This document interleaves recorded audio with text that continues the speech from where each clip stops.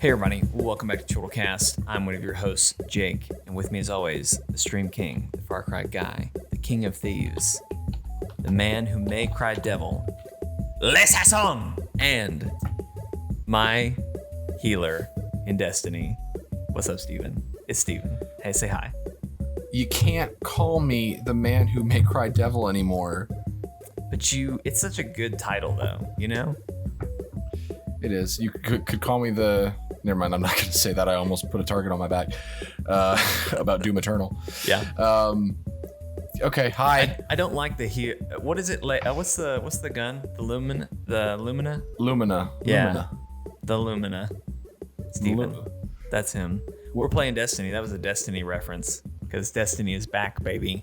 And we're loving it. Thought about getting a blank sheet of paper and like writing on it, like, help, he's making me play Destiny, call the police. But I thought, maybe don't do that. Maybe don't actually ask someone on a recorded piece of content to call the police. Yeah, seems like it's asking for trouble. That's probably a bad idea. That's asking for trouble. Yeah. And I wouldn't say I would hate to swat myself, you know? Like that's pretty bad, yeah, when you swat yourself. I would say, though, I would make the argument that I am not forcing you to play. You have played Destiny on your own without me several times. Yeah, it's because the Lumina freaking catalyst won't drop.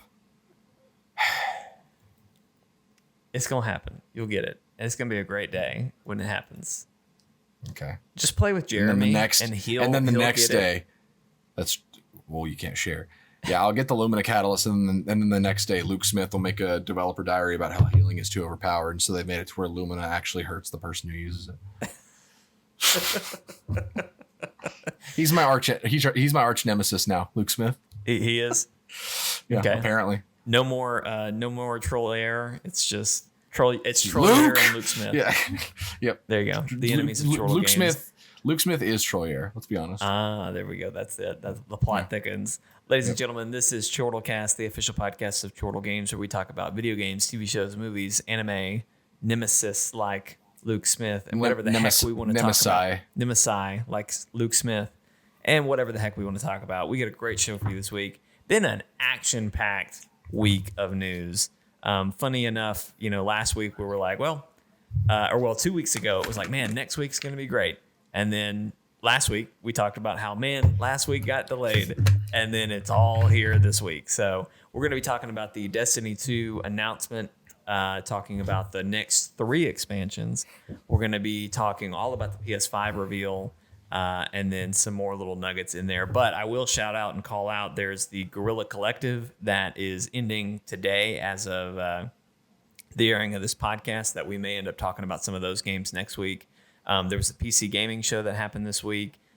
EA Play is just down the road. So E3 is not happening this year, but the announcements are everywhere. And I've said this before, and Steven and I talked about this before we recorded. I almost hate this new format of E3 because it's so much harder to keep up with. Oh, I hate it. I absolutely hate it. Watching the PS5 event, and we'll talk about this in a minute, but that felt the most like E3 in a while. Even looking at last year's E3, that was a real E3 moment. So I don't know. I miss the old format of everything being in this one little box of time and not just so spread out. But anyway, it's going to be a good show. Let's get started, Steven. But first, I did have one thing that didn't quite make the news because it's just a kind of a weird thing. But Sony has filed for a patent for a new AI, and what this AI does is it watches you play online games, and if, say, you're playing Crucible and you go AFK for whatever reason, maybe you rage quit, maybe your controller dies, whatever, instead of just letting your character, fail for the rest of your team, the AI would take over and play as if it was you, which is just super freaky. But what I really want to know, Steven, is what do you think my AI character would do? What sort of things? The memes where it's I made an AI watch 7,000 hours of Batman, and this is the script it wrote. what would my AI, after watching 1,000 hours of me play Crucible or whatever, what would it do? So this is your Destiny AI? I think whatever, Sure, let's Okay. say Destiny if that would hone it in for you. Well, it would stand. Your AI would be one of two extremes, like the exact opposite extremes. Okay. It would either stand in the very back and only equip bows, Yeah. or have a sword and just run up to every target, no matter, like, it could be an immune target, it could be a wall, and it would still go for it. That's what it would do in Destiny, is either, hey, I'm all the way in the back, I'm flinging arrows over, or like, hey, it's your boy, Hunter with a sword, coming at you, and I'm dead. Yeah. That makes sense. I feel One of like the two. the first one is more so what I was like when I first started Destiny, and now I'm definitely more so in the back with a bow, trying to be cautious. My AI would just stand still and start complaining on the internet. It would create. It would.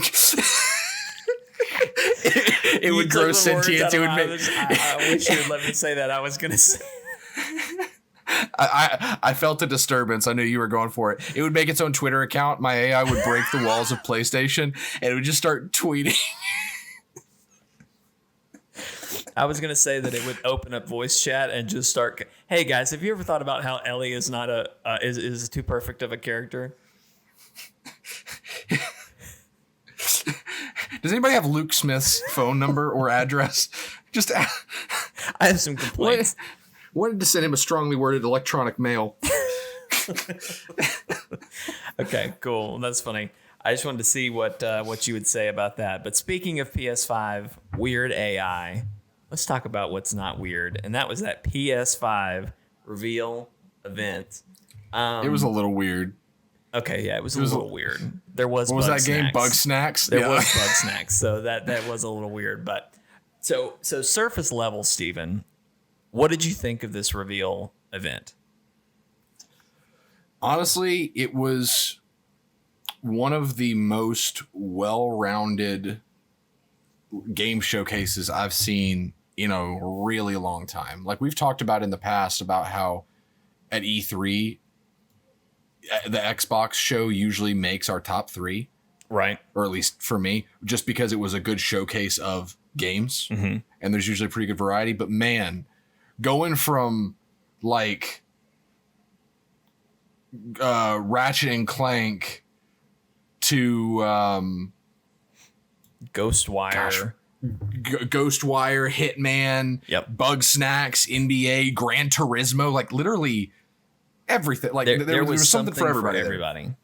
And you pointed out, sorry if I'm stealing your thunder, but I'm still crediting you. You pointed out that it was interesting that you, Brody, and I all had different games. Like, there was not a common denominator in any of our top 3 at the event. Was that correct? Yeah. We kind of posted in the Discord, like, hey, these are like the top 3 or 4 things that I was super, super excited about. Brody posted it first, and I was like, oh, I'll throw in a couple, and I threw in like Stray, Kena, and then I forget some of the other, Horizon, whatever. Little Devil Inside. Little Devil Inside, thank you.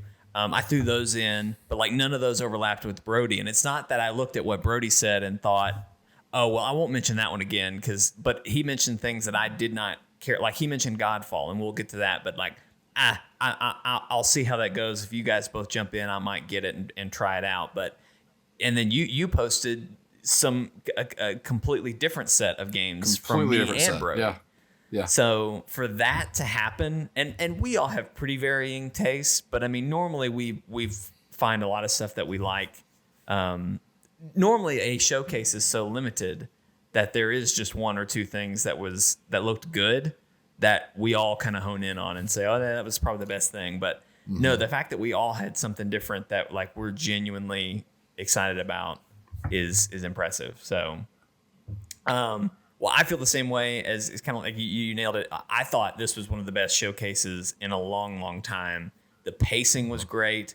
They didn't spend too much time on really anything, I don't think.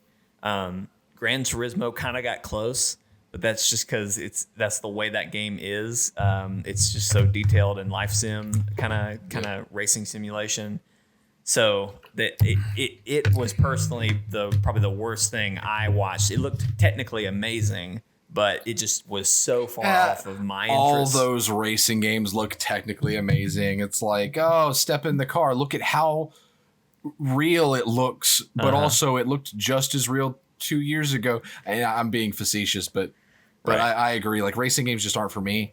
But when that's the weakest of the whole show, that's pretty good. Because like there are people who like love these racing games. Like my dad, if he saw that, he probably actually would have paid attention. Right. And that's he hates that kind of stuff, like just video games in general, but he loves racing games. So like it really did feel like they reached everyone, even just a little bit. Right. So I'm just going to go down a list of all the announcements that were made, and this is out of order. First, before you go in that list, I had a thought, and I wanted to text you guys this, but like right after the show, but I got sidetracked, and then I saw that there was actually a theory on this from an article. So like, I'm not the only one that thought this. Did the presenters look weird to you? Okay, all right. So yes, this is a whole thing. This is a whole freaking thing.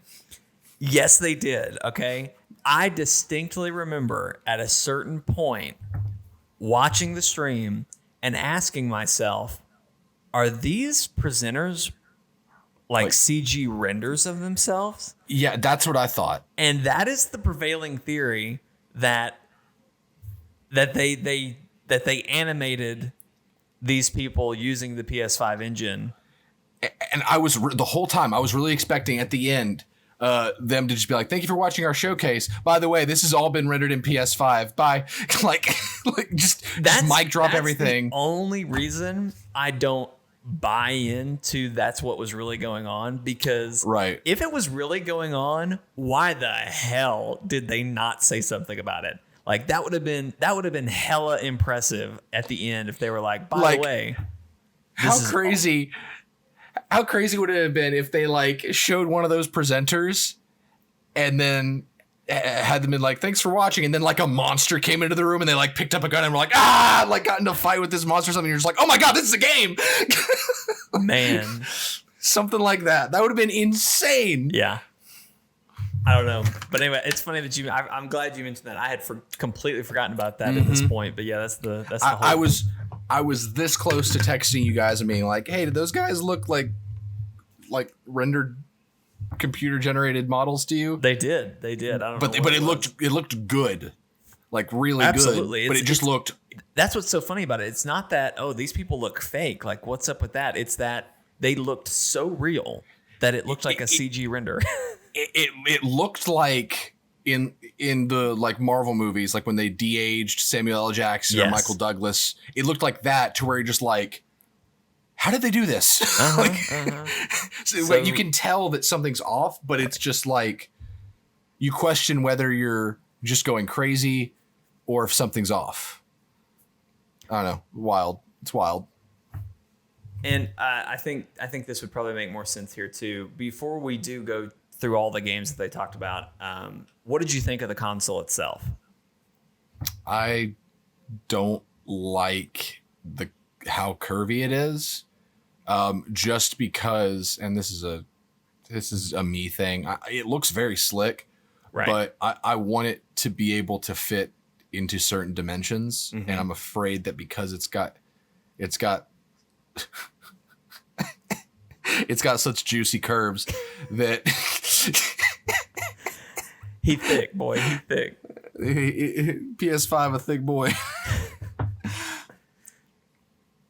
Yeah, and have you seen how like tall it is? No. It's from people have taken renders of like the PS4, the Xbox One, the Xbox Series X, like just consoles over the last several years, and they looked at the disk slot and, if visible, USB ports and matched sizes based on that. The PS5 is a head taller than everything. Mm-hmm. Now, obviously, it's standing, vertically, but even if you lay it sideways, it's going to be wider than anything we've ever had before. And to be fair, the Xbox Series X is also taller than most of the consoles we've had, but it's also thicker than the 5. So anyway, this is going to be a big console, but I agree with you. I don't love the white, and I don't love how curvy it is. And from what I've seen and read, there's going to be a stand that you can get so that you can lay it on its side. Yeah, which I think is kind of annoying. I've seen that. Because I usually, especially with what we do with the channel, I usually am taking my PS4 with me wherever I go. If I'm coming to record something with you, or if I'm going on a long trip for a shoot, I might take my PS4 with me. Having to load in a stand, just to take is going to be kind of annoying. I don't hate the look. You know what I mean? I wish they had gone a different direction, but it's not so bad. Like the renders we had seen of this is what it's going to look like. And before we had these images, it's what everybody used when they talked about the comparisons so far.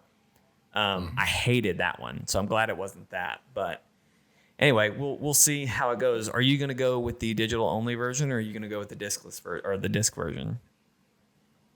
Depends on the price difference, because having a Blu-ray player is nice. Right. Or, well, I guess it'd be whatever's next after Blu-ray at this point. So I just want to bounce this off of you.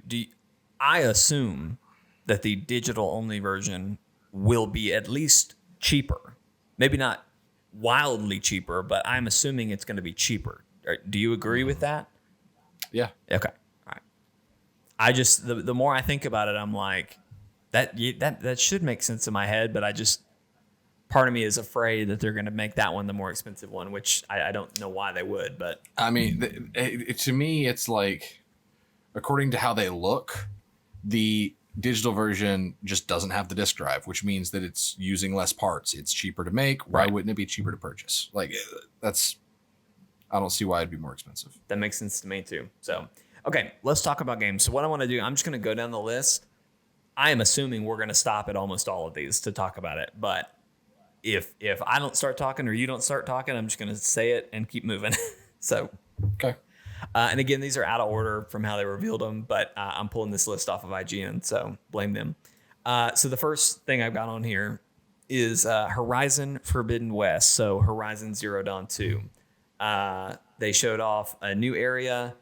We listened to Aloy talk about what looks like some sort of plant-based virus almost that's spreading across the country. And so she's traveled west all the way out to San Francisco. We got to see some new creatures. There's the mech turtle. Just lots and lots of stuff. What did you think of this, Steven? I thought it looked great. If I actually had played Horizon Zero Dawn. That's right, you didn't. Yeah, I want to, but I just don't know if I'd be able to get into it. It's good. I think I have it on disc, so I'll bring it to you the next time I come see you. It's worth playing. It's really good. I was very excited. This was the part of the show where my boss walked in and started making fun of me watching and taking notes about the reveal. So I need to go back and rewatch it again just to really, really dive in. But as excited as I am for this announcement, this one hit not the weakest, but this one didn't hit as hard as others because I think we were expecting this, right? Everyone was expecting. Everybody. Yeah. Everyone was expecting this. And I think what for me, I was expecting this, and this is what I was expecting, right? This literally is just a cinematic that shows a new area. And they showed some new creatures, But they also, like, I don't know, they didn't show any new weapons. They didn't show any gameplay. They didn't show anything. I needed to see something, new. We saw lots of new monsters, but you know what I'm trying to say? Like, I needed something that was just like, oh my gosh, there's co-op this time, or oh my gosh, she can fly, or like something that's not just by the numbers sequel. Right, exactly. And I'm sure there will be something, and there will be improvements upon the first one, but they just didn't show that. So the other thing I was surprised by was that there was not a release date given. I was kind of expecting this to be like the big launch title, and it still could be, but they didn't give it any date. And there were plenty of things that they gave a 2021 date or a 2022 date even. So the fact that this had no date kind of made me nervous, but anyway. Yeah. We'll roll on. First thing they showed, Spider-Man Miles Morales. Steven, how excited are you? I am super excited. And like, if you'd asked me before Spider-Verse came out, I would have been like, Miles Morales is such a gimmick. Because that's kind of how it felt. Like, it was a younger Spider-Man that was trying to replicate the feel of Peter Parker as a teenager. He just had more powers. It just felt like the new toy. But after seeing Spider-Verse and like actually getting a very approachable, this is who Miles is as a character, this is his story, I was like, okay, yeah, this is awesome. I really like Miles Morales now. So I'm totally on board with that. And I thought he was in the PS4 Spider-Man the exact perfect amount. He did not steal focus, but having him there and playing as him in those little bits, it built excitement more than anything. It did, because it was like we knew it was coming, and getting to see like his backstory, because his backstory needed more than just like playing the first 5 or 10 minutes of a game before you got superpowers. It needed like him, like seeing his father and becoming attached to his father and seeing his father taken from him and stuff like that. It was a really good execution of, here's a character that's coming. We're going to get his backstory out of the way so that when it's his turn, you can just jump right in. Right. And so I'm really excited to play that. More Spider-Man is a good thing. It sounded like they've got Yuri Lowenthal's back. Peter from my new Spider-Man. In my opinion, my favorite portrayal of Spider-Man. I'm just excited for it. It's just one of those things where they could have just been like, Spider-Man expansion coming out, and they didn't even have to say it was Miles. They didn't even have to show gameplay or anything. They could have just said, yep, there's an expansion coming out this fall. I'd have been like, okay, here's $40 or however much it's going to cost. I will see you in the fall. I'll see you in the fall. Yeah, and so I'll just mention quickly, I'm very excited. I love Miles as a character too, especially after seeing Into the Spider-Verse. I thought this trailer was great. I like that they're giving him his Venom Strike, and he can turn invisible and all that. I can't wait to see how that factors into the gameplay. I'm really, really curious about the story of this, because where we left off in Spider-Man PS4, Peter was training Miles, and we saw that in the DLC, but we never really got to it. I assumed that when we got to Spider-Man 2, that's when we would see Miles in action, whether it was you play Peter sometimes, you play Miles sometimes, or even, Peter may be phased out entirely and you just play Miles. I didn't know what direction that was going to go, but I assumed we wouldn't see Miles as a playable character until 2. So to get this, and it be what looks like you're going to just play as Miles in a shorter game, I'm so excited about that. But I do hope it does mean in 2 we still have Miles, and maybe it's co-op, or maybe it's you play as one or the other. I can't wait. That would be really cool. And honestly, like when Spider-Man was coming, and I think it was that E3 that they showed gameplay, and they revealed that Miles is in the game. Right. back then I was just like, if they pull a fast one on us and Peter dies at the beginning of the game and we play as Miles, I'm gonna be pissed. and I would have been pissed. Mm-hmm. And at that point, I even would have been like, if they kill off Peter at the end and Miles is the new Spider-Man, I will be pissed.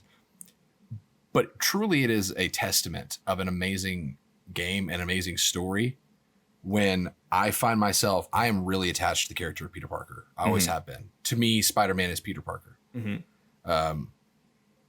But when I felt like they nailed it so well with Spider-Man PS4 that I just had the thought in my head, like, what if Spider-Man 2 is just Miles? I thought about it and I was just like, actually, I'd be okay with that. Yeah. Mm-hmm. Because they did such a perfect Peter Parker story that it's like, sure, we could get more of that and that'd be awesome. But like, I would be okay with doing something different because Spider-Man PS4 was perfect. Right. My prevailing theory is that Spider-Man 2 is Venom is going to be the main villain. And my theory is that Spider-Man will be taken over by the Venom symbiote and you'll play as Miles to free him. Whether that's a majority of the game or what, I don't know. That's just a theory. One quick thing I will mention here, there was a lot of confusion because obviously they showed that with no real explanation of what it was. They gave us a 2020 release date, so you assume it's going to be a launch title. I think, Steven, you and I had the correct assumption at the beginning of, this looks like it will be a standalone game similar in scope to Infamous First Light or Uncharted Legacy, Lost Legacy. And Sony has now clarified that is correct. We will be, that is what it's going to be. It's going to be its own standalone thing. So if anyone had been confused about that, that is the official word now. So, just to keep that in head. Gran Turismo 7 was announced. We talked about that. Our thoughts on that.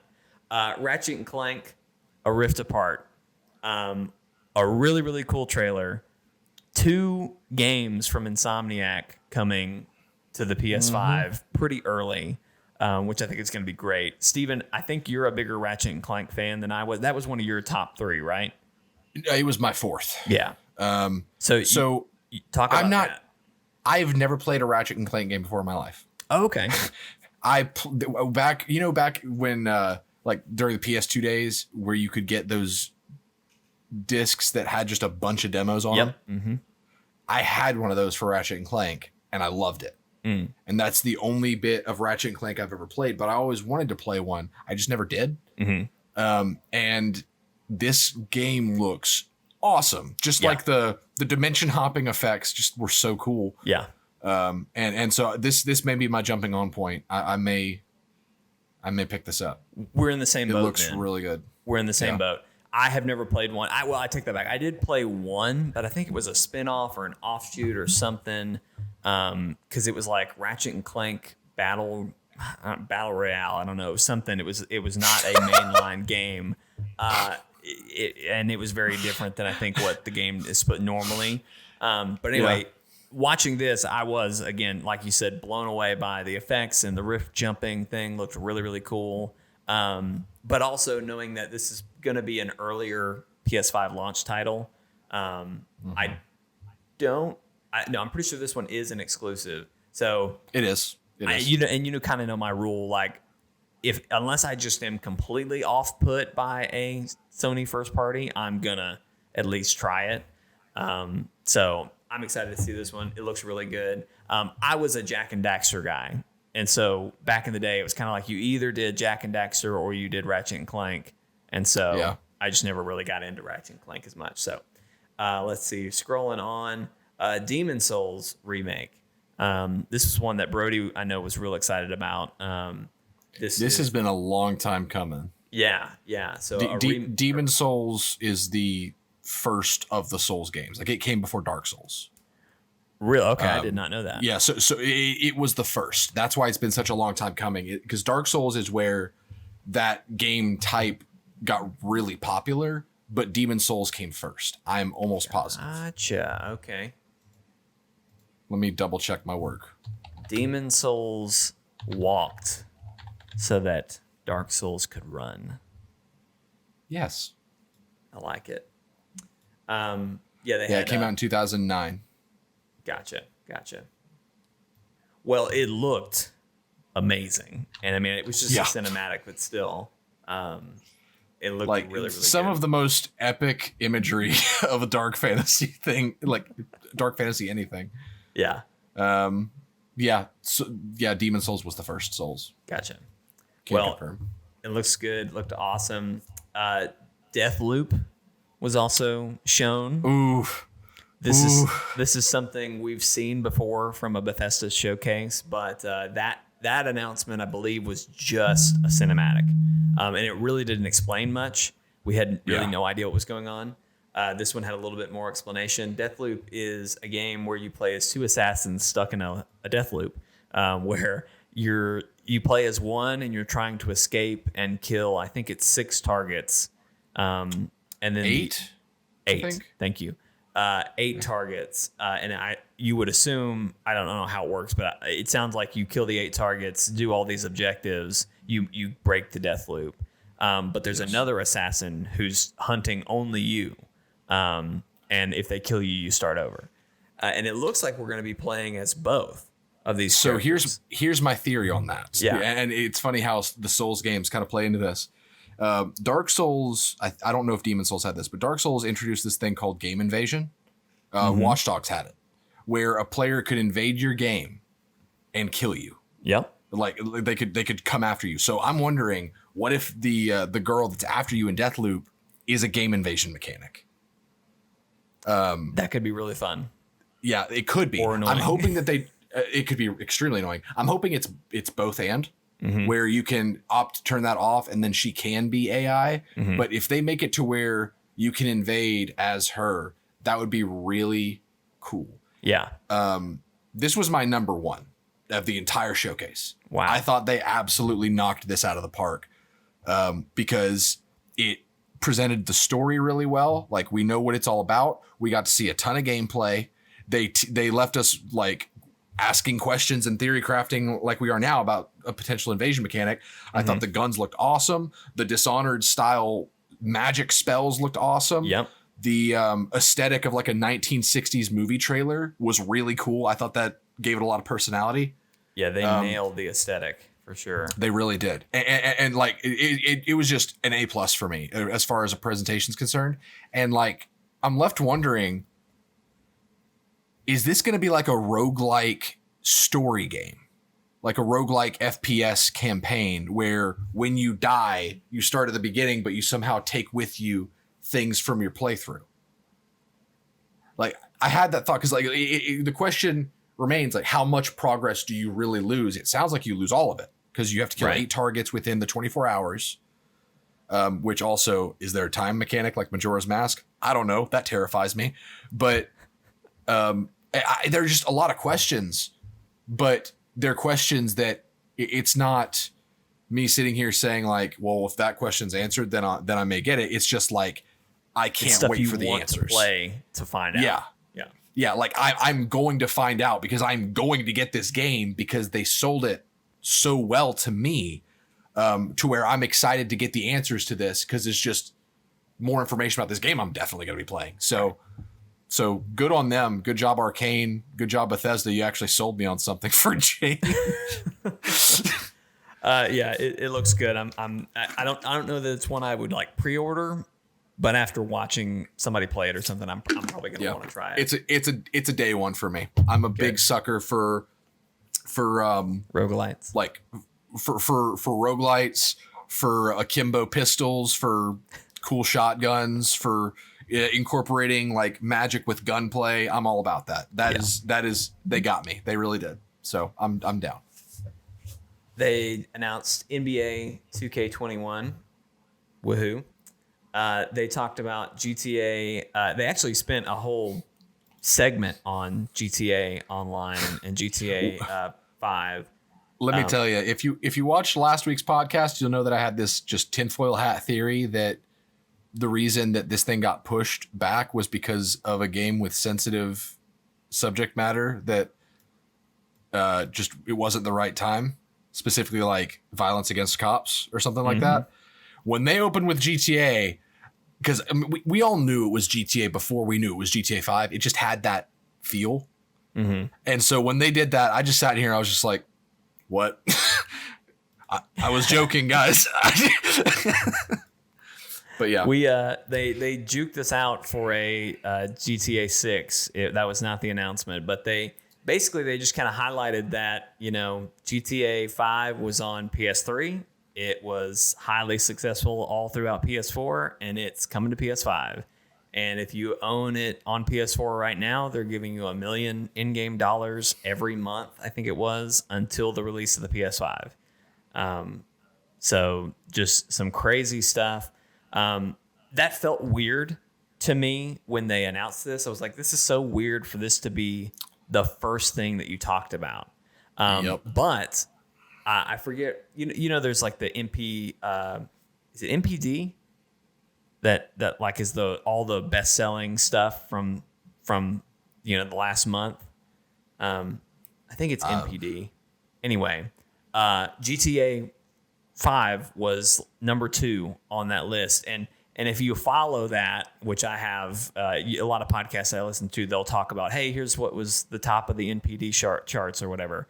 GTA is always in the top 10 best selling games every single month. And they have been that way since it launched on PS4. And so that's why they talked about this. And that's why they said, hey, this is going to continue on PS5. So anyway, just kind of an interesting note there. Sackboy's Big Adventure announced. It's a 3D platformer. It's going to be co-op. Has kind of a Super Mario 3D World feel. It is not, obviously it's got Sackboy in it, but it is not a Little Big Planet kind of build your own map kind of game. Maybe they'll incorporate some stuff into that, but they have dreams. You have dreams now if you want to go make a world. This is just to get the character Sackboy something to do and to still be a mascot in a way for the PS5. I'm excited about this one. I am probably going to pick it up and try it out just because I'm a sucker for these kind of mascot titles. It looks fun. Yeah. It looks cute. This was a good one for me. It's not necessarily in my top 3 or 4, but it's probably in my top 5. Hitman 3 announced for January 2021. Okay. Before you start talking about it, I have to tell you where my mind went when I saw this, because the aesthetic of this trailer was so John Wick that I sat there for a second. I was like, what? No, don't you? Serious? Like, I just was like, is this happening? Are they doing a John Wick video game?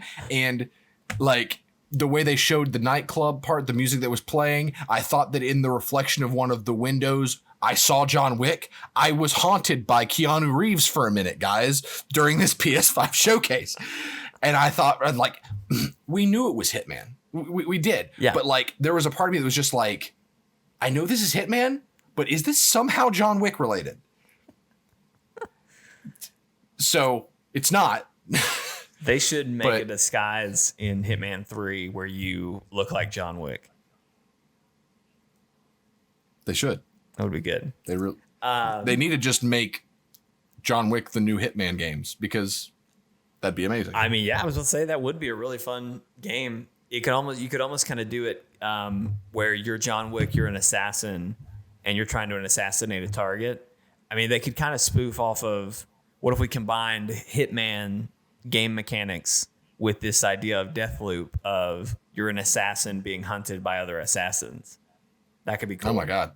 Like that would be so great if they did something like, it's like Hitman meets Assassin's Creed with some Splinter Cell Conviction in there, but like you're being hunted by a multitude of people while you're doing your job. Yeah. Like, that would be so good. Anyway, Hitman 3, one of the only games that got a month in its release date. So this is going to be very early to the PS5. I mean, we're assuming the PS5 is going to launch in November of 2020. So January of 2021 is very soon after. This is a day one buy for me. I love Hitman. And you know what's interesting about it? I don't know if you were gonna get there or not, but it's the last of his trilogy. Yeah, I thought that was weird that they're ending that. Yeah. I don't know why they don't just keep rolling. Making room for John Wick. Let's go. Let's go. Okay. Let's go. Now, this one was a sad one for me. Ghostwire Tokyo was shown. And I'm going to be honest, when they showed this, what was it, last E3? When we first got the trailer for this? Or maybe it was Game Show. It was E3. Okay. When they first showed this, I was all in. You got Tokyo, you got a cool dude in a hood, and the guy had a bow. I was in, I was sold. Then we saw this trailer. It's first person. Yes, there's magic, which is a plus, but I don't know. It just didn't look as good or as exciting for me. It's because it's first person. You and Brody are the same. You really wanted to be third person. Because, like, as I was seeing it, I was really excited. They also didn't show the bow gameplay in this trailer, and that kind of upset me. They did. Did they? Yeah. I'll have to go back and watch again. I don't remember it. Yeah. So, like, for me, this is probably my number 2. Well, my number 3. My number 2 is Spider-Man. Probably it doesn't matter. It's my number 3. But reason being, like, I do agree. I was also expecting a third-person title. But seeing what they're going with concept-wise, they're basically doing... There's this MMO called The Secret World. Yeah. It has really struggled to find a following and to find people to play it, really, but the people who play it are, like, diehard. I think I mentioned this last week when we streamed with you. Mm-hmm. It basically... They're taking Japanese mythology, like all these different spirits and creatures and everything, and they're making it to where they are modern day and you are going up against them. Yeah. That's a really cool premise. Like that premise alone has me super interested. And I'm a bit bummed too that it was first person, but I thought it looked fine. I don't think it looked bad. I think I'd enjoy it. So I'm really excited just to see what they do with the premise. And we'll see where it goes from there. Like that's one game where I don't know if it's a day one, but I'm very interested. See, that's my thing. Like, I think they could still turn it around for me because I agree with you about the premise is great. But I don't know. Seeing the gameplay just kind of turned me off to it. So yeah.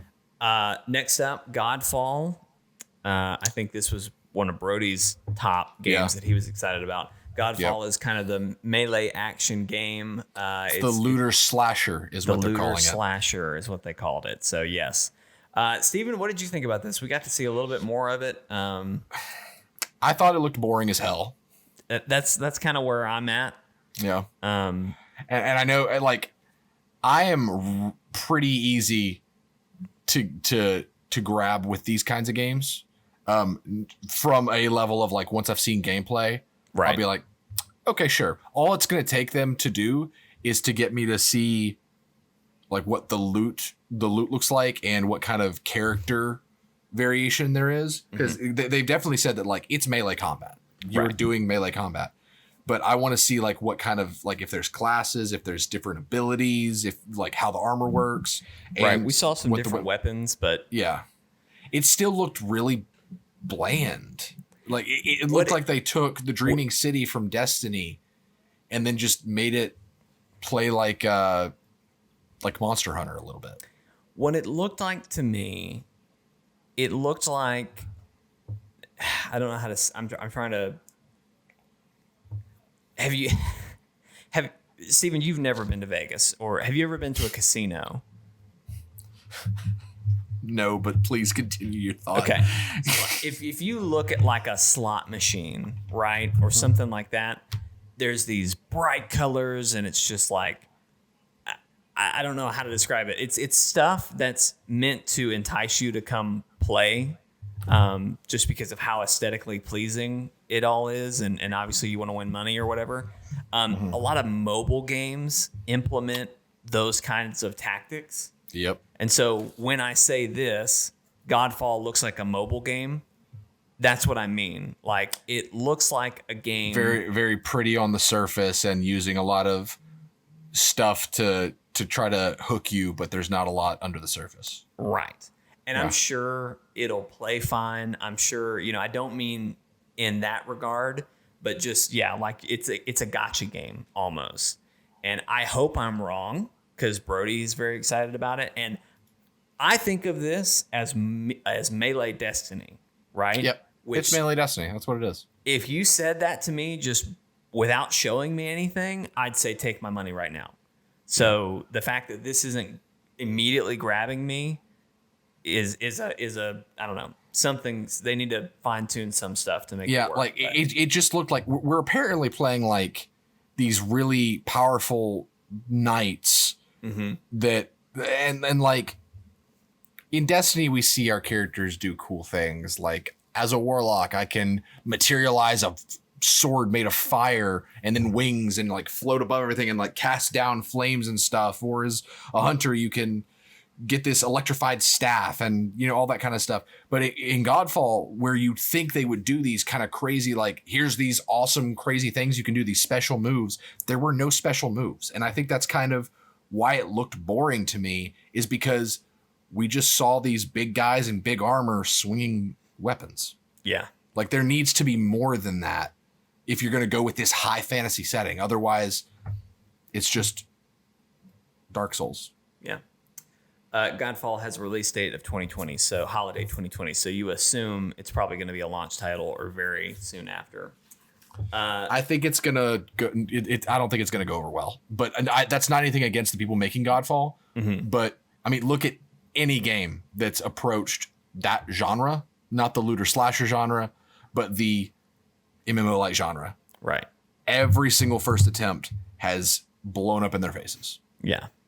And like it's just part of the game. Yeah. I'm hoping that they can prove me wrong, because I'm always down to play games like that. But it's one of those where like I've seen this before enough where unless if I'm completely sold or hooked on the premise like I was with Anthem or Division 2, I'm not gonna make the risk.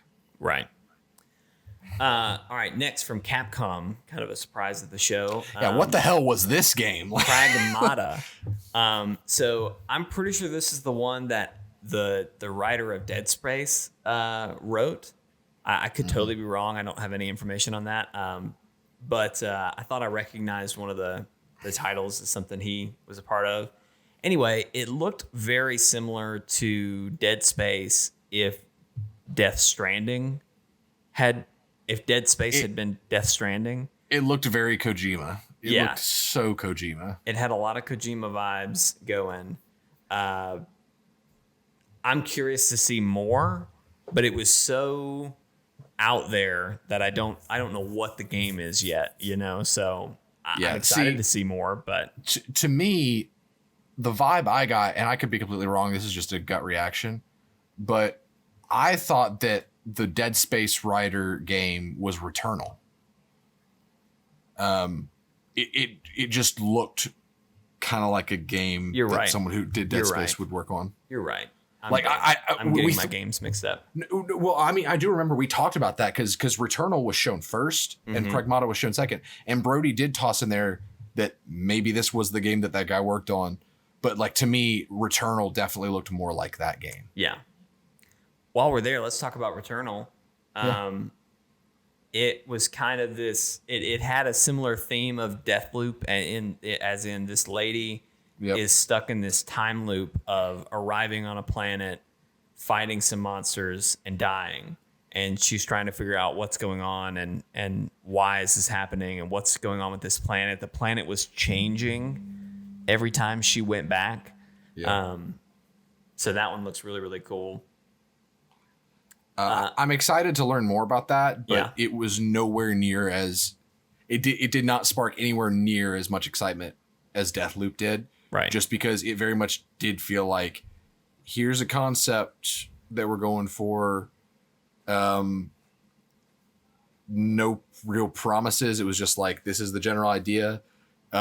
If they showed gameplay, then did they show gameplay? Yes. Mm-hmm. See, that's how forgettable it was. Like, I didn't even remember that. It just felt like, I don't know, Deathloop had a lot of personality. Returnal didn't. Right. So, Astrobot's Playroom. Very cute looking game. This is going to come preloaded on every PS5 for free. oh, nice. So everyone didn't can see try that. this out. Should be fun. It's probably going to show off a lot of the features of the DualSense. So that'll be exciting. Oh, if it's free, then yeah. Oh, That's going to be their one, whatever, was it 1-2 switch? That wasn't free though, was it? No, that wasn't free. But Okay. I'm pretty sure there was a Playroom for PS4 as well. So it's just kind of part of Oddworld Soulstorm. Now, I don't know anything about this game. I think it's a sequel. I could be wrong. So it looked hella weird to me. So Oddworld, I'm doing a quick search because that character Looks familiar. looks so freaking familiar. Yeah. Okay. Oddworld originally came out in 97, so it is a classic character. He definitely looks like a classic character. Mm-hmm. So it is a game series that's been around, but like, because the whole time I was thinking like, what is this character from? I know I've seen him around like all over the place, and apparently they've been working on this one for a while. Mm-hmm. But then they were like Oddworld. I was like, what is Oddworld? Yeah, that one. It looked amazing, like the animation wise, Yeah. but I did not hook me at all. Speaking of things that did not hook me at all, Destruction All Stars was announced. It's some sort of driving fighting game. It's like Twisted Metal if they took away all the guns and put in Rocket League, like injected it with a whole bunch of Rocket League, but instead of a soccer ball, you have wacky characters and furries. See, I was really excited when I saw or not even really excited. I was curious when I saw the characters. I was like, what is this? Is this going to be like a wrestling game? Like, what are we about to get into? And then once they started driving, I literally just turned away. I was like, I don't care what this is now. I texted you and Brody. I was in the middle of that because I kind of turned away too. It was just, it just has zero interest. But I said, so I guess Twisted Metal's never coming back, huh? Next was Project Athia, which is a new thing from Square Enix.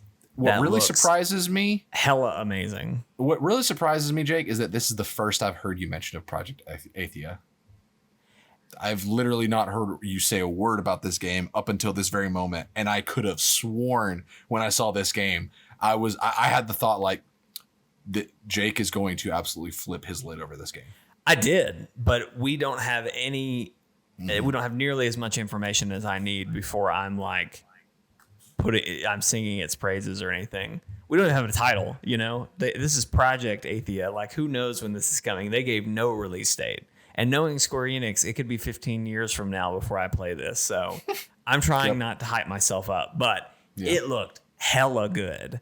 A lot of people have been saying that this, are theorizing that this could be Final Fantasy 16, because there's certain landmarks that have that look similar to some stuff seen in Final Fantasy 15. I bet that's exactly what it is. Mm-hmm. So I'm curious. It's definitely one I want to keep an eye on. I can't wait to see more. But and apparently there was like a huge collective of writers from all different forms of media that worked together to create Project Athia. Yeah, I think someone told me that. Yeah, Gary Whitta, who wrote Rogue One, was one of the folks who were a part of that. Now here's my golden child of the showcase. A little game called Stray, where you play as a cat, coming in 2021. Let me just paint you a picture, Steven, all right? This trailer starts, and I think it says, in a world with no humans, or maybe it was just graffiti that said all humans are dead or something. You're watching this robot dig through trash. And in the background, there's a cat. And I'm like, oh, look at the little kitten. Oh, it's so cute. What is this game? And then it cuts to another scene. And it shows a bunch of robots, homeless robots, and then some robots that have houses, but like no humans. There's more graffiti about how humans have died. And then there's a little cat that walks by, and I was like, oh, look, it's another cat. Oh, this is so cute. It's just like a robot cat world. This is great. Then it shows a cat with a backpack, and the camera follows that cat. And my brain just went, do we play as a cat in this game? And yeah, sure they really as hell, buried the lead on that one. Like, I really could have sworn it was going to be you play as some robot and it was some side scroller, but then they're like, oh, it's a cat. It's a cat game. I was like, did I miss something? Because I think I looked away for a second and then looked back and it was like, Stray, you play as a cat. And I was really confused. It's cyberpunk, but you play as a cat. Like, so it's cyberpunk. Oh my fucking God. Why? Hold on. I know I've got it here somewhere. Come on. Don't fail me now, app.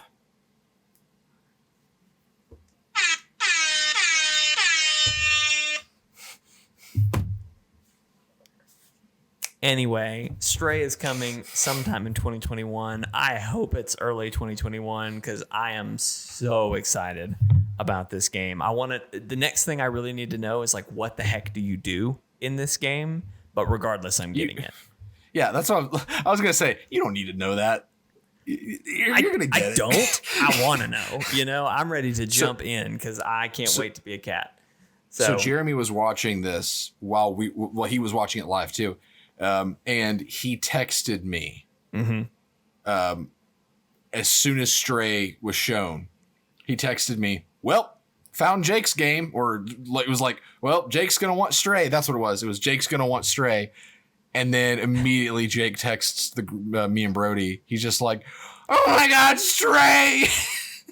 I said I called dibs on streaming Stray. That's what it was. You call dibs on Stray or something is what you said. Yeah. I wanted to make sure I nailed that one down. Another one of my favorites. This is like my top one or two. Kena, the Bridge of Spirits was announced. Beautifully animated game. You play as this girl named Kena, and you're helping little woodland spirits who are super cute. You've got like a magic staff that you hit people with. I don't know why that was just suddenly so funny to me. It's like, I got a magic staff. What do you do with it? Well, I hit people with it. It's like, oh, it doesn't shoot magic? Well, it does, but I hit people with it mostly. It shoots magic, and it looks like a bow when you shoot the magic. You can shoot magic, and it looks like a bow. I was like, yep, that's they calling my name. So I was surprised that Kena wasn't like your unrivaled number one, because it was like in 15 seconds or less.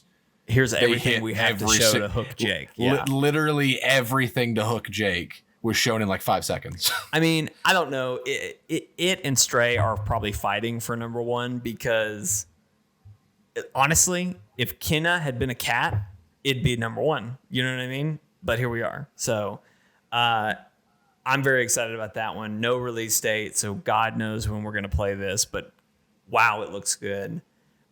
Speaking of things that look great, Steven, let's talk about Goodbye Volcano High. No, I knew you were going there. I have not cringed so hard at a game reveal since Rage 2. You know, though, talking about they showed something for everybody, this is very much, there is somebody who this was the thing they were so excited about. This game is for someone. Yep. Mm-hmm. And I didn't hate it. You know what I mean? Like, I hated Gran Turismo more than I hated this. Oh, I know. Put me in Gran Turismo. I would play that. I would platinum that game before I got anywhere near Goodbye Volcano High. Wow. Yeah. Wow. Okay. No, I would definitely play Goodbye Volcano High before I played Gran Turismo, but it's not something that I'm like ready to pre-order. I'd have to see at least gameplay or something before I still don't think that's going to catch me. But this other one I thought was really interesting. Jet the Far Shore revealed for holiday 2020. So you assume well, regardless, I mean, the PlayStation's going to release at the end of 2020, so anything that's still 2020 is a launch title, basically. Yeah. I'm really curious to see what this game is going to be because it reminds me, and a lot of this is because of the name, but it reminds me a lot of Far Lone Sail, which was a game I streamed a while back where you are kind of manning a like a steampunk ship, and it's a side scroller. You're always moving to the right and you're solving puzzles and trying to keep your ship running and whatever. It had that kind of vibe, but it also felt like a Civ game, if that makes sense. I think it's just because they had you in a really wide perspective, and it seems like you're going to space to find another planet for life or something. I'm very curious about this one. It's on my radar for sure. Yeah. Moving on, Solar Ash, the spiritual successor to Hyper Light Drifter. I've only played a little bit of Hyper Light Drifter, but I really enjoyed it. It's really fun. This is by the same people who developed that. So this, I mean, like I said, this is a spiritual successor, but up-resed. Hyper Light was all pixel, which is fine. I like that style in certain things, but I think I normally go for something that has more of this game style. Yeah. Looked really, really good. That one has a 2021 release date. Little Devil Inside was shown. If I had to make a top 5, this would probably be my number 5. Yeah. Yeah. It looks so, I don't know, pleasing is a weird word to say, but like it just looks so fun and so cute. It looks really quirky. Quirky, absolutely. This was a game that was originally, I maybe it still is, but it was a Kickstarter project that's been going for a long time, and now it's apparently going to be coming to the PS5. I thought this was a great game to show. It definitely has an indie feel, but like a larger than life indie feel. I can't wait to see more about this game and get a release date. It wasn't given a release date, but I'm glad to know it's coming to PS5. When I had first seen this, I was like, yeah, I'll probably get that on Switch and play it. But after watching it on the PS5, I honestly think I want to play it on the PS5. Just because even though it was it wasn't like a hyper realistic look, right? Like it's a cartoon game, but there were certain images where it almost looked like a super realistic scene that had this character in it, but he didn't look out of place. Does that make sense? Yeah. Like there's one shot in particular where he's on a cliff and he's like harvesting a flower off of that cliff. And I just remember thinking like, wow, this looks beautiful. So I'm really excited about that one. Steven, rightfully, last but not least, Bug Snacks. Bug Snacks. Bug Snacks. I really hope this ends up being a horror game. Like, wouldn't that be cool? They kind of hinted at something crazy's going on. If you haven't seen this, Bug Snacks is kind of this quirky game. It's from the developers of Octodad. It is the premise of the game is everything in this world is some sort of fruit bug or a bug snack. And basically, if you eat one of these creatures, you will take on attributes of it. So if you ate a strawberry spider, you would get strawberry hands. If you ate a wiener fly, you'd get weenie hands, which they made great fun my of. weenie hand. I can't do it with my weenie hands. They're literally just floppy hot dogs. Brody and I both texted to the group, in quotes, my weenie hands, and we didn't eat like at the exact same time. It was great. You did. It was great. This game looks... It's funny to see that Octodad are the people who did this because it has way more of a Rick and Morty accounting plus vibe with just a weird mechanic, of the whole eating stuff. So I'm curious to see more. For the right price, I'll probably play Bug Snacks. Yeah, and then there was a little teaser sort towards the end of a bunch. It sounded like a bunch of the bug snacks ate each other and turned into a monster. So it'll be interesting to see where that goes. But anyway, that's it for what they showed at the PS5 reveal event. Again, there's no, games it's in here not for everybody. No, it's not. You're missing one of my favorite moments. Am I missing something? You were missing Resident Evil Village. Did I scroll past that? Where did I? So I'll take it from here. Take it away. So we get this trailer. That's this game. It's like this woman reading like a grim fairy tale or something. Like it kind of has that vibe to it. Like she's reading a bedtime story, and it's all spooky and everything. And this guy walks in. He's like, "Oh, why are you reading those?" And it starts to like. You think maybe it's going to be some like horror game where you're in a house and something is hunting you. But then it starts getting bizarre. You see like a werewolf. You see these like really upper class Victorian era looking people in a mansion. So you're like, wait, does this take place in like the Victorian times? What's happening? And you see like this old village and just all this stuff. And about halfway through all this stuff, I texted the group. I said, just watch this be Resident Evil 8. I was kind of serious, but I was making a statement more so on how we don't know, like Resident Evil doesn't know what the hell it is anymore. It's just Capcom's horror game. and sure enough, it cuts to, like, it shows this big castle and then this village down here, and then it goes on the screen, Village. And it was just like, that's a weird name for this. And you remember how with Metal Gear 5, they tried calling it a different game called The Phantom Pain. And because Kojima's so pretentious, he kept the ruse going as if everyone didn't already know that it was Metal Gear 5. They figured it out literally within 5 minutes. Well, Resident Evil cut straight to the chase, and they went Village, and then they like made the V and the I and the two L's orange, and then they went Resident Evil 8. And so it was like, why'd you even? What was that for?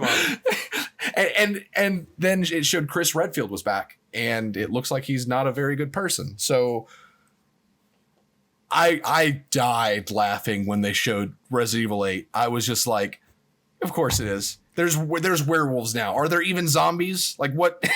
there's a werewolf. It looked like a good horror game. But it also looked like Hugh Jackman's Van Helsing movie. Yeah. In a good way, if that's possible. Yep. So I mean, if I played horror games, I'd probably be like, this looks cool. But I'm just over here just thinking like, what is going on with Resident Evil? I miss when it was just about zombies. Yeah. So I just looked back through that IGN list. It is not on there. I did not skip it. They just IGN. It's on the GameSpot list, which the GameSpot list is in chronological order. Oh. Should be going to GameSpot. Wow, I should be. Okay, so we've been running a little long in the tooth, but we still got to talk about Destiny. So let's jump in. We'll try to be a little bit quicker here. Bungie on, I believe it was last Tuesday, they had a live stream that announced the next 3 expansions for Destiny 2, which I thought was very ambitious. We basically know what's coming in 2021. We know what's coming in 2020, 2021, and 2022 for Destiny. And they kind of explained it's this arc of falling out of light in Destiny and going into a season of darkness. So the first thing they showed was their trailer for Destiny 2 Beyond Light, which sees the return of the Stranger. And the addition of a new damage type or a new elemental type of stasis. Which looks like it's going to have ice somehow incorporated into it. It's going to be time manipulation, but it's going to be visualized through icy effects. Right. So very interesting. A huge deal, right? There's never been a new element before. Since the very beginning. Yeah. So obviously this will come with new supers and new abilities. There's subclasses that are going to work differently. Yeah. So there's a lot to take in with this. They're doing this differently than the other like subclasses. You know, currently if you play solar, you can do top tree or bottom tree, right? But with this, or middle it's just tree if you've got the other one. Say again. If you got or middle tree if you got Forsaken. Right, or middle tree. With this one, it's just going to be pick what you want ability wise. Just like Destiny 1, apparent. Like by the sound of how they talk, it's just like it was in Destiny 1, which I preferred personally. Anyway, going to be very cool. That's coming out in September of 2020. It's going to add Europa, which is Jupiter's frozen moon. We're going to get to learn about this new ice power. A lot of story is probably going to happen. Obviously, we're seeing the return of the Stranger. What's interesting is that, I don't know if you mentioned this, but ice power stasis is the darkness. Right. It's not the light coming from the Traveler. Yeah. So which I thought was interesting. Yeah, I'm really curious where that's going to go story-wise. So that's really all they saw. They also showed us the newest season, which is going right now, and we'll talk about that in a minute. But then they also went ahead and showed us the next 2 expansions, which still just kind of blows my mind. But they showed us, I think it was the Mad Queen. What was? I'm trying to. I never caught the titles. I just know that one of them is about Sabathun, and I think it's next year. Shoot. I'm sitting here. IGN is letting me down today. You know what I mean? I'm looking at this list of of this whole announcement. I don't know. Something Queen. It was the Mad Queen, the Hive Queen, the Dark Queen, something. And then Killer Queen. The what? I was making a joke. Ignore me. And then Lightfall was the 2022 expansion. So, and even in this season that we're in right now, season of the Arrivals, the Witch Queen. That's it. The Witch Queen. That makes sense. The Witch Queen expansion is already mentioned in the Arrivals. So obviously, what's happening in this season is building up for what's going to happen in Beyond Light. Yeah. But even beyond that, like they know where they're going into 2022. So we're going to be planting seeds from now on to that point.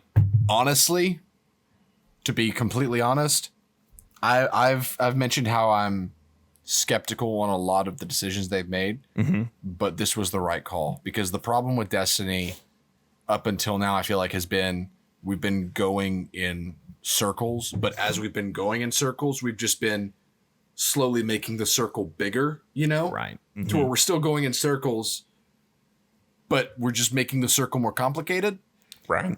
But them having a roadmap of story, and them laying seeds for that roadmap, it makes me feel like we're actually headed somewhere. Right. Because the biggest thing that's happened in Destiny since Destiny 2 even came out, like out of 4 expansions, honestly, 4 expansions, all these different seasons, the biggest thing that's happened is that Cade died. Yep.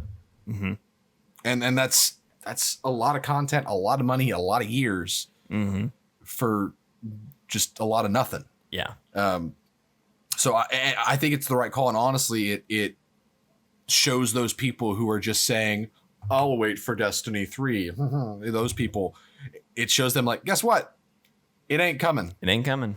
At least not for 4 years. Yeah. Another thing they mentioned is that, and this is interesting, as we continue to wait for Sony to have an answer for smart delivery, like Xbox has, but Luke Smith and them, they discussed how if you have Destiny on PS4, all of the content you have there will be upgraded to a PS5 version completely for free. Yep. One would hope that signals that, hey, all developers have that freedom to do that, and that is possible. And I would think if they all have the freedom to do that, and Cyberpunk does that, or CD Projekt Red rather does that, and we see Destiny doing that, I feel like they're going to set a bar that is really going to make everyone look really bad if they don't follow suit. The big difference with Destiny is that Destiny is technically a free-to-play title. Right. So the content goes off of an unlock system. So you won't need to purchase Destiny again on next gen, because you'll just be able to port your account up and it will detect that you have purchased those expansions in the past. Right. So that I feel like that's the seemingly small but somehow big distinction. Right. There is that it's a free-to-play title that operates entirely off of cloud saves. Right. I think regardless of that distinction, when you say... It should be possible. Yeah. Right. Yeah. Yeah. It's definitely something that should be possible. But also when you look at, as a developer, oh, well, we want to make them buy it again. Oh, well, but Cyberpunk's not doing that. Or, well, Destiny's not doing that. Like, Destiny's going to be one of the games that get mentioned. And sure, there'll be somebody in a boardroom who says what you just said of like, well, Destiny's already free anyway. Like, yeah, but at the end of the day, it looks bad whether it's doable or not. Exactly. So, anyway, then they also showed the Season of Arrival. Season of Arrival is here. Steven, you and I have been playing it. We've been playing a ton of Destiny. I want to hear, as you being somebody who has been out of Destiny for a while, I do want to hear a lot of your thoughts, but let me just quickly summarize what's happening in this season, and then what kind of my thoughts on it. I didn't play Season of the Worthy, I think is what it was, which was last season. They introduced Trials, which is a big PvP thing, and I kind of dropped out. They raised the power level again in Season of the Worthy. And so that kind of turned me off because I had spent a lot of time the season before really getting up to level and modding my gear and getting everything just perfect.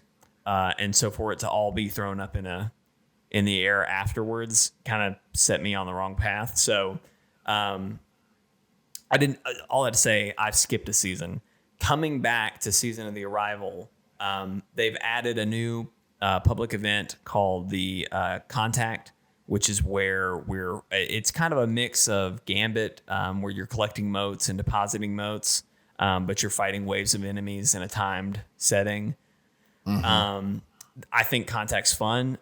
Steven has kind of been struggling with it because his light level's been so low, and we'll get into that. But once you're on level, it's a fun event, and you get some good rewards from it, being Umbral Ingrams, which is another big thing they've added. Now your legendary Ingrams have been replaced with Umbral Ingrams, which are Ingrams that have been touched by the darkness.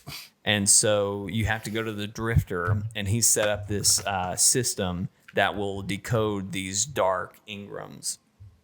And so you get all sorts of cool cool gear from it. You can use this thing called the Recaster to focus your Ingrams so that it limits your pool of items to be very specific or focused. And so that's a really cool way to grind or not even to grind. It simplifies the grind for getting a god roll or, getting a specific kind of gear that you want. But just to talk about some of those weapons real quick, two of the big winners, I think, this season, as far as weapons go, are the two new swords that they've added. Both are legendary, but there's one that is kind of like the bolt caster from Destiny 1. It's called Temptation's Hook, and it's a sword that if you press R2 will send a powerful projectile, a lot like Black Talon does at an enemy. It has overnight become one of the most popular weapons in the heavy slot, especially for like PvP. It'll tear through a super. It is a very powerful weapon. I've really enjoyed using it. It's been great. But the other sword that they added looks like Cloud's Buster Sword from Final Fantasy, and it's void, but it does a spin attack when you do an R2 move, and it is apparently devastating. I don't have the weapon yet. That's the weapon I'm grinding specifically for right now. But it's like I've seen videos of people like testing it on bosses and like the triumph or the moments of triumph, I think is what it was, that room, that lair on the Leviathan. People have been testing it on some larger enemies that are in there, and it just melts bosses. So I can't wait to get my hands on that one. But anyway, overall, I think it's been great. I really enjoy the Umbral Ingrams, and playing to get Umbral Ingrams has been fun. Steven and I both power leveled pretty easily. I got up from 750 light to 1006 light in 3 days. Yeah, and I mean, I got from 950 to 1,000 in a day, and even now I'm slowly grinding up to 1050, which is where I've got to get there before I really start focusing on any gear. But anyway, the gameplay loop seems a lot more fun right now, because you're getting Umbral Ingrams from everything, and that's kind of what you're really trying to get. But then also the story of these darkness triangle ships, whatever they are coming to different planets, and I assume as the season progresses, other planets will start to have this contact event. I don't know that for sure. That's kind of my assumption. So anyway, I've been really enjoying it. Now, Steven, you as somebody who hasn't played in a long time and has been frustrated with Destiny, what are your thoughts on it? They made a lot of good changes since I last played. When I last played probably August of last year. Mm-hmm. It was right before Shadowkeep came out. And I think you actually played a little bit when Shadowkeep did come out, because I remember you and I going around the moon, but that's because you couldn't do anything. Yeah, you dragged me into it like right after Shadowkeep came out, and I don't really even count that because, one, I played my hunter because I was so pissed off and I was playing him as protest, and two, I didn't really pay attention. I just kind of played it as I played it before. But now that I'm at the soft cap, seeing like getting my hands on Armor 2.0 and seeing what they've done with that has been really good, because I really like Armor 2.0 in concept. And I'm enjoying playing it again. They did a lot of things that helped my apprehension. I don't know if they backtracked on stacking buffs or not. I still haven't figured that out, but I've been able to empower myself when standing in my Well of Radiance. But I like I said to you, I think that is probably just in case I leave the well, I've got the buff from that empowered. Right. That's probably just that. Yeah. But it feels good to play again. But there's still so much that I just completely disagree with in this game. I hate playing with pugs still. It's the worst. And we didn't talk about this, but the fact that they are retiring content. Yeah, we didn't mention that. They are taking a bunch of content from Destiny 2. Specifically Mars, Io, Mercury, Titan, the Leviathan. I feel like I'm missing one. Just a bunch of planets. Yeah, are gone. Like not right now, but they are come September. Yeah. They are putting them in the vault, the legacy content vault or something like that. And what that means is that, I mean, they said we're putting it away and we'll be rotating content. What that basically means is that they're putting that stuff away so that they can just bring it back later and pretend that it's new. Right. That's what Shadowkeep was. And I know that now that I played it because we were playing on stream on Thursday and we were fighting the ogre. And I was just like, this exact boss fight was in Destiny 1. He just didn't look like a ghost. And so I have a lot of problems with Bungie and the way they handle this game, because they'll give a little bit, but when you look at the context of what they're doing, it's scummy. Right. Like, oh, transmog is in the game, but only with Eververse items, and Bright Dust can't be acquired through Eververse bounties anymore. And because Eververse bounties just don't exist. Bounties now. But those bounties give you crap for dust, and everything costs way more dust, and you get dust less, and there's also less you can get for dust.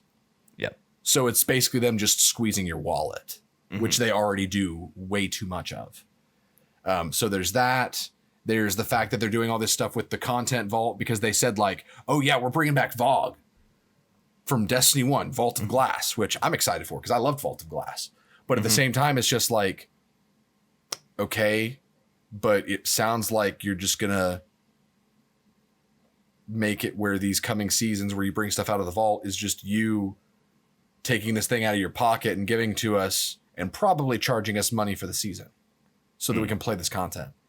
Right. They just rub me the wrong way with so many of their decisions. I want to like Destiny. I really enjoy Destiny, but they piss me off so often with some of their choices. What I'm hoping that this whole rotating content out ordeal is, I'm hoping that it's them making it to where there is there's a lesser amount of content, but everything is worth doing. Right. That means Dreaming City suddenly becomes Pinnacle again. Black Armory, if it even still exists, all the planets that Black Armory happens on will still be here. So I assume that maybe it'll still be in the game. Black Armory is important again. Like, make it to where these different modes you have, instead of rolling them out of relevance every single season or every single year with the expansion or whatever, use them. You've got a lot of content in this game, but you're not making it to, because like Escalation Protocol is another example. Like back when Forsaken came out for an entire year, I don't know how it is now because I haven't played it, but you had this game mode that was pointless. And there's just a lot of that. So utilize what you've got, make it to where anything you do in this game helps you. Like that's it seems obvious, but at the same time, I'm just like, I don't know if they'll do that. Yeah. And they're rolling out, like they're rotating out weapons too. Like they're retiring stuff. Yeah. Like actual gear. Why? Like, I just don't understand why they would do that. Probably just so that they can, like, Nameless Midnight, I think, is the first gun that comes to mind, which is that the Vanguard Scout Rifle? I think that's the right. Yeah. Okay. It's something like that. I just picked that one out of the air because I used to use it year one. So let's say they just plucked that one and they were just like, guess what? This gun's light level can't exceed 1,000 now. So it's trash. They throw it away. And then they're just like, but this new gun that you can get through this expansion has the exact same things that Nameless Midnight had, but it's not retired. Like, that's what they're doing. So it's like everything they say, they can put a pretty phrase on it and make it sound like, oh, it's for the health of the game, but really it's for the detriment of us. That's one of the things that pisses me off about Destiny so much. I'm really having a fun time playing it again, though. I really enjoyed playing with Jake. We've gotten to play a good bit. It's been nice actually playing games together again that aren't something that we play once and then don't really play much. So that's been great, and I look forward to more of that. But I am always just waiting for the next thing that they are gonna do to piss me off. Yeah. Hey everybody, thanks for watching this episode of Chortle Cast. We do hope you've enjoyed it. If you did, there's a couple things you can do to help us out. Number one, if you're watching on YouTube, you're already at chortlegames.com. You can like this video, share it with your friends. If you're watching on Facebook, you're at Chortle Games on Facebook. You can also like this, share it with your friends, all that good stuff.